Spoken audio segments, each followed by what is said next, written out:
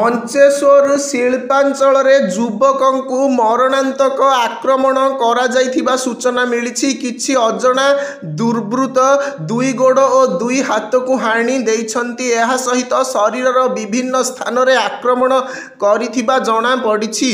ଫଳରେ ଘଟଣାସ୍ଥଳରେ ପ୍ରବଳ ରକ୍ତସ୍ରାବ ହୋଇଥିବା ବେଳେ ଯୁବକ ଜଣଙ୍କୁ ଅତି ଗୁରୁତର ଭାବେ ଘଟଣାସ୍ଥଳରୁ ଉଦ୍ଧାର କରାଯାଇଛି।